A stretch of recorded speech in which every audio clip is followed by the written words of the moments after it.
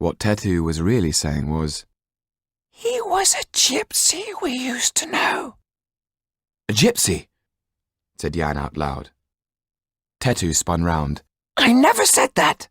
"You thought it." "Jan, forget it. I didn't mean anything by it." "What does it matter?" said Monsieur Allard. "What's wrong with you both that we're now arguing over a word that Tetu never said?" He threw his hands into the air. "Morble! My life is on the line." Tetu looked closely at Jan. "That is the first time you've been able to do that. You're getting good." "When you've both finished talking gobbledygook, could we get back to the matter in hand? I've invited Kaliowski to the theatre. Why would he come here?" "For the same reason he wanted us to perform at the Marquis's chateau. He wanted to see if we could work the threads of light." "I'm lost. Threads of light? What are they? No, on second thoughts, I don't want to know." Perspiration now dripped down Monsieur Allard's forehead, and his hands were shaking. He wanted to refuse to have anything more to do with this foolhardy plan. "Are these letters really so important?" he said pathetically. "Why don't you just get the girl out?" "She won't leave her father," said Jan flatly.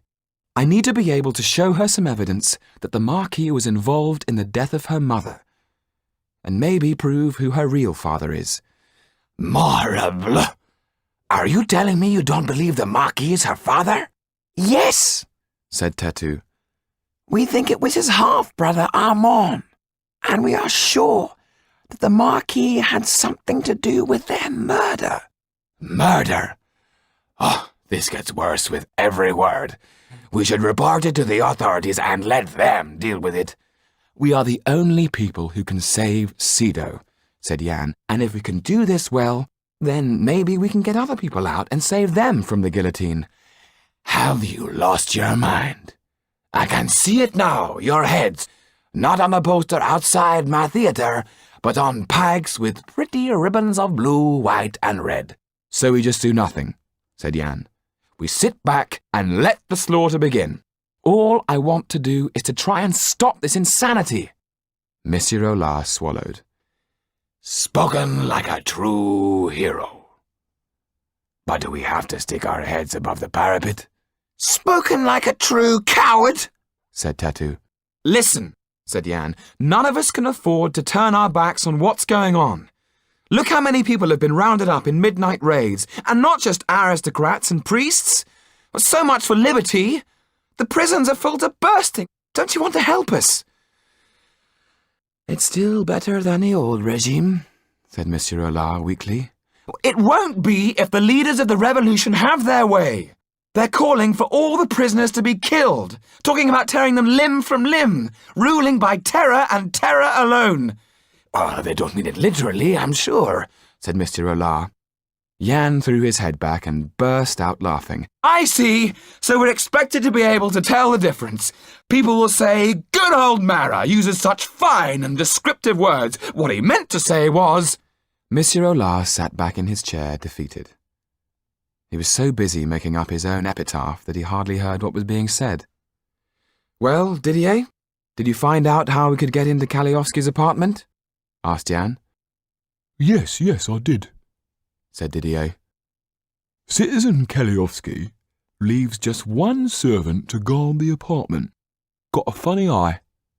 Milk eye, thought Jan. "How do you know all this?" asked Monsieur Allard. Despite his anxieties, he was impressed with Didier's skill. Who would have thought the old mooncalf had so much going for him in the upstairs department? "I've become friendly with the concierge," Didier blushed. "She's called Jean." "Do you think she'd let Jan deliver a basket to Kaliowski?" asked Tetu. "If we went in by the side entrance, I don't think she'd mind." "Tomorrow," interrupted a mournful Monsieur Allard, "is the 2nd of September. My birthday, if any of you are interested. My last birthday, no doubt. When I am dead, and if you haven't been guillotined, Didier, would you be so kind as to put lilies on my grave?" Tetu jumped from his seat and turned on him furiously. This is not about you! This is about an innocent girl who will be killed if we don't act. If you don't wish to be involved, go home and put your head under a pillow. But if you want to try and find some semblance of bravery, you could pull yourself together and stop being such a big girl's bonnet.